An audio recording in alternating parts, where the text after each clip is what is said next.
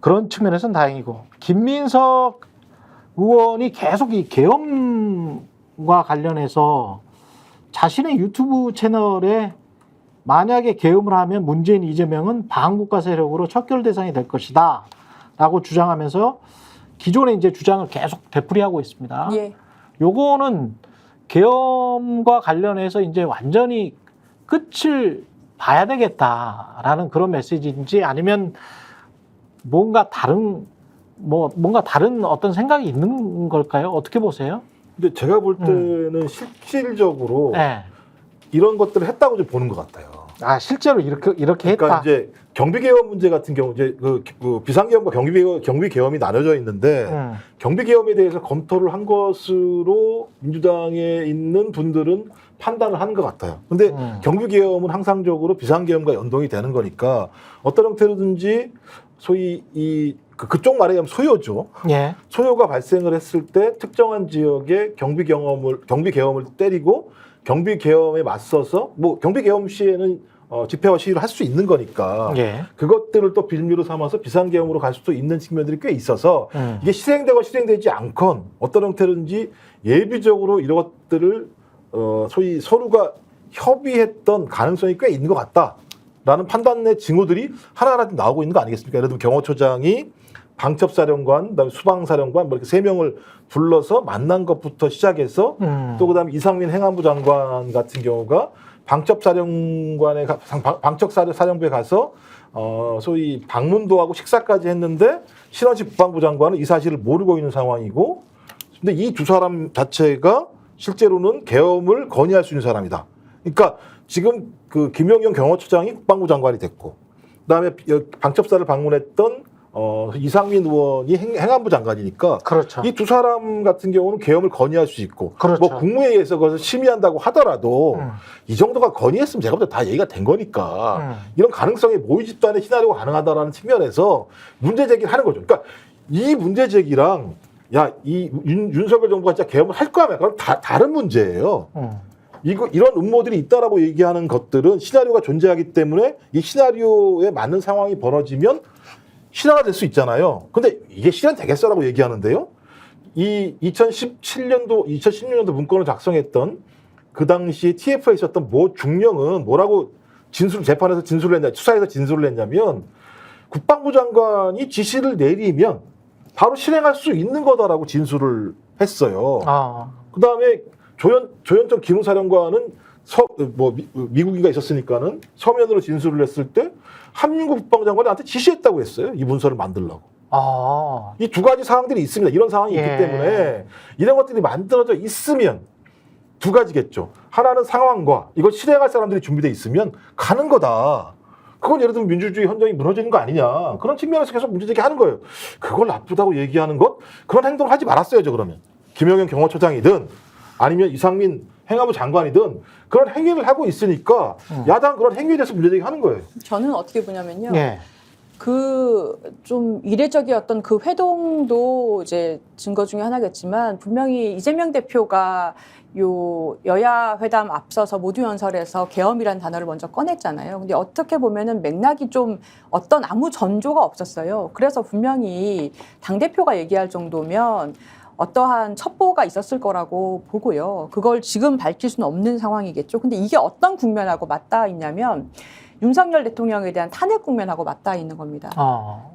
박근혜 대통령 때도 잘 보시면 2016년도에 추미애 당대표가 탄핵 계엄 얘기하고 2017년도에 작성됐던 그 군에서 작성했던 탄핵이 기각되면 곧바로 계엄이 실시해가지고 질서 유지한다라는 계획안 나왔던 거 아시지 않습니까? 그렇죠. 그러니까 결국에는 탄핵안이 만약에 소추가 된다든가 의결된다든가 정말 무르익었을 때에는 군에서 또 전에 했던 것처럼 또 이 계엄에 대해서 준비를 할 수가 있어요. 근데 이 준비를 미리 할 수는 있는 거지 않습니까? 갑자기 할 수는 없는 것이고 이게 1차 계획, 2차 계획 지난번에도 똑같았습니다. 박근혜 대통령 때도 1차 계획, 2차 계획이 있었고 이 김민석 의원이 자기 유튜브에서 얘기한 건 뭐냐면 실제로 계획이 있고 그리고 이 사람들이 포인트가 그거였어요. 사람들이 아유 계엄령 그거 발동을 해도 만약에 해도 국회에서 바로 해제 요구하면 해제가 될 수 있다고 헌법에 써 있기 때문에 그게 실제로는 그렇게 할 가능성이 없어요라고 얘기하는 걸 다시 반박한 내용인데 그렇죠.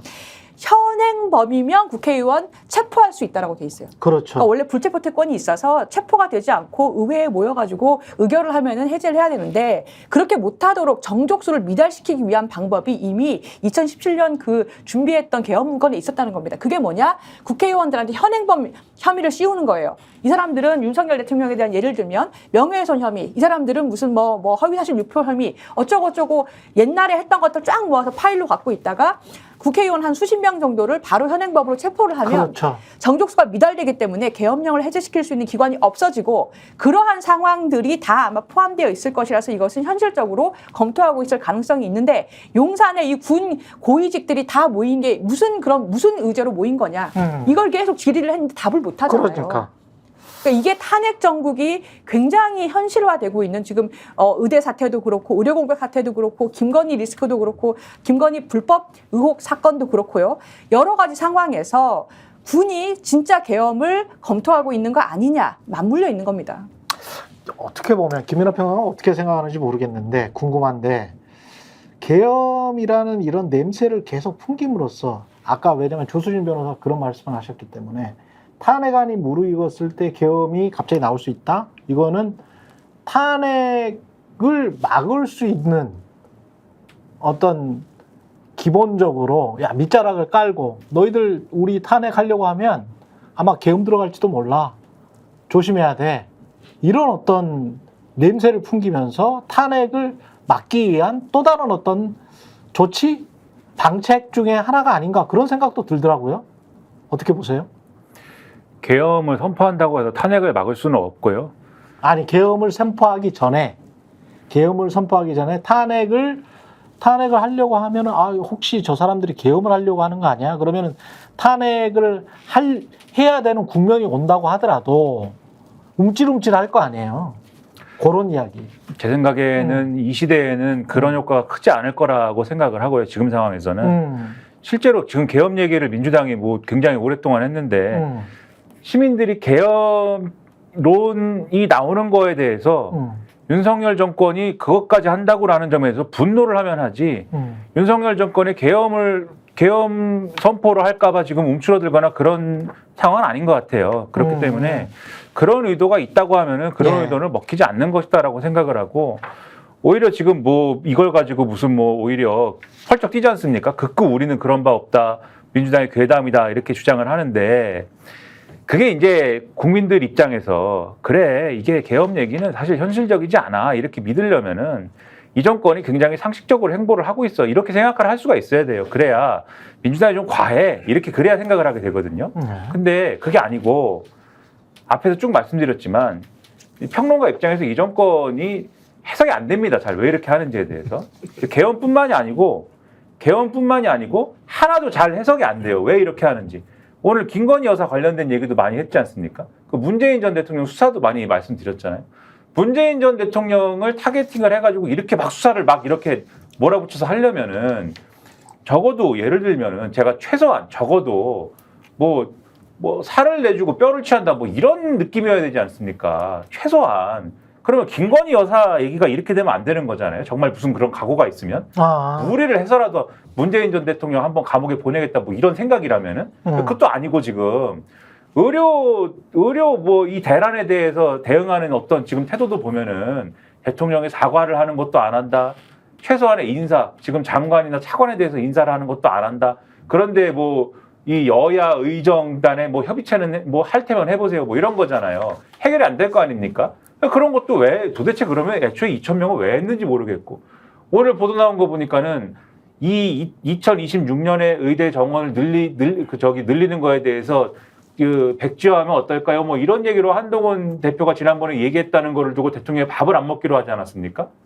그렇죠? 추석 이후로 밥을 먹기로 했잖아요. 예.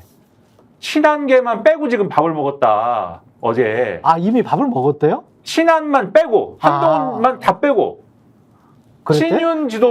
친윤 지도부 및 수도권 중진과 대통령이 밥을 먹었다. 아, 그랬어요? 그러니까 이게 하나도 해석이 안 되지 않습니까? 음. 왜 이러는지가. 그런 걸 볼 때 이렇게 편협하고 이렇게 일방적이고 우리 편만 감싸는 정부가 쭉 앞에 말씀하신 것처럼 그게 탄핵이든지 어떤 종류의 시위든지 이런 일이 일어났을 때 계엄 또는 계엄에 준하는 뭐 이런 일을 과연 비상식적인 그러한 일을 안 할까라고 했을 때 안 할까라는 이 얘기에 대해서 안 할 거야라고 얘기할 수 있는 그런 사람이 얼마나 되겠습니까? 그게 사실은 계엄을 하느니 마느니보다 제가 볼 때는 이게 훨씬 더 중요한 문제 같아요. 윤석열의 리더십이라는 게 그 정도 수준이다. 그게 이 계엄 관련한 논의에 계엄 관련한 논란의 핵심입니다. 그게. 아니 우리 한 대표 외롭게 만들지 말라고 대통령이 그러지 않았어요? 근데 해싱하고 일부 최고위원 포함해서 비공개 만찬을 했네요. 어제. 아, 아니, 그러니까 얼마나 웃기냐면 김재원 최고가 무슨 얘기를 했냐면 김재원 최고도 그러면 갔겠네. 거기도 비한계 모르겠습니다. 애매한 위치였으니까 항상. 예, 예. 근데 뭐라 그랬냐면 증거가 다 나왔으니까는 문재인 전 대통령 구속 수사라고 얘기를 했어요. 본인이 입으로. 근데 이 증거가 어떤 거예요? 예를 들면 사위가 불법 취업이 됐는지 확인이 돼야지 뇌물죄는 성립이 되는 거예요. 지금 재판하고 있어요, 그거. 그잖아요. 아니, 그러니까 이 뇌물의 증거라고 하는 게 불법 취업하는 과정에서 불법 취업이 됐어야지.